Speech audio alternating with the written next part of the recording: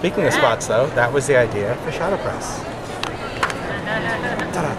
Okay, so let's talk about the next thing. I really have obviously embraced the whole die cutting world. I still like to challenge it, I do. I love to come up with concepts to say, you know, I wonder if this is going to work. What would happen if? So I contacted Sizzix. I said, I have this idea for an embossing folder, but I'm not sure if it's going to work. And they said, what do you want to do? I'm like, well, I just want everything to be an innie, and I don't want any outie. I don't need anything raised over the top. And the design that I want is just going to be a drop shadow.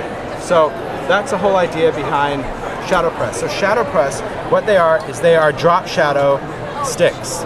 Okay, so you get 6 different words in a package, and what that's going to do is it's going to deboss the shape. So unlike having all of that raised, it's only going to deboss the drop shadow. Okay, so the top of our surface remains completely smooth, but all of that, like the reason we can read the word is because it's the drop shadow. So let's do a word. Let's see what we got here. I have a lot of words. What is this one? Oh, she still has birthday. There's thank you, love you. All right.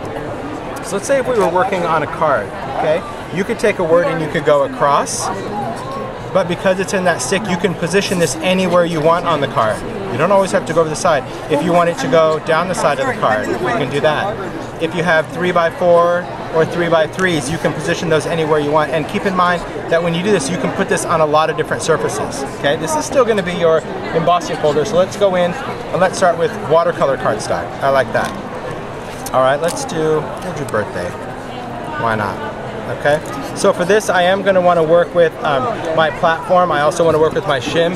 If you have thinner papers, if you're going to do invitations, maybe you're going to do this through vellum or thinner papers, you want to remove that shim. Okay? Because remember, these drop shadows are straight lines.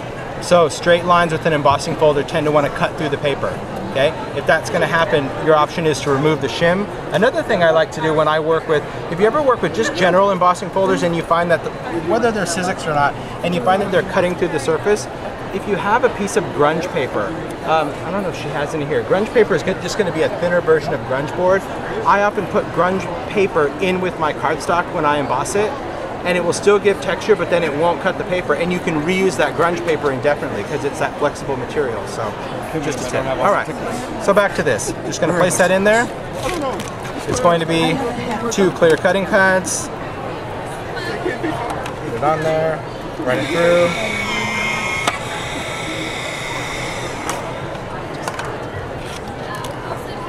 And that's how we create our drop shadow, our birthday, which is very cool. So if I want, I can go in and ink over it.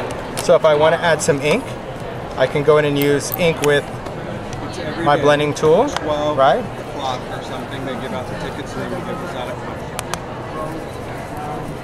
I don't make the rules. So if you really want to make it grungy or distressed, you can create the drop shadow. It really just depends on the project. You know, I like, when I'm doing this, I love the look of just the neutral cardstock because that's like traditional letterpress. But if you wanted to go in because, I don't know, you have an idea and you want to fill in the color, you can take the fine point of a marker and you can just go right in the channel of that.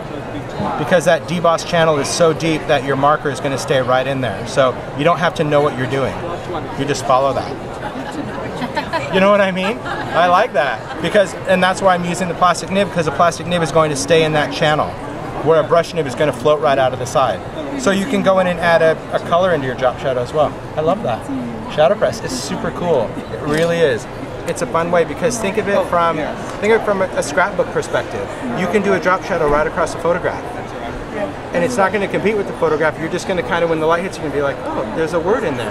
And that's what I like about this. It is the subtlety of that. Makes people go, wow, it is kind of subtle. That's the whole point. Hence the shadow press. It's only creating a shadow, so you're going to be able to see that. So I like these. Pretty cool. Oh, I only did 30. I had to stop at 30, I swear. Because you get 6 in a package. Yeah, so in the set you get 6 in there. $10.99. Yeah, yeah. And so that's really one of the cool things. I can come up with a lot of other ones, but we really wanted to, I wanted to stick with words. Obviously I have a limit. I think wonderful is the longest word that I did because I wanted to make sure that the overall length of the word would be able to fit on a card in all directions. Okay, so we did things like thank you, note to self, you know, with the number 2, seen and noted. So there's all sorts of stuff, whether it's documentation or whether it's celebration. I don't know. I think it's really fun. I do. I think the concept is cool. Some other cool.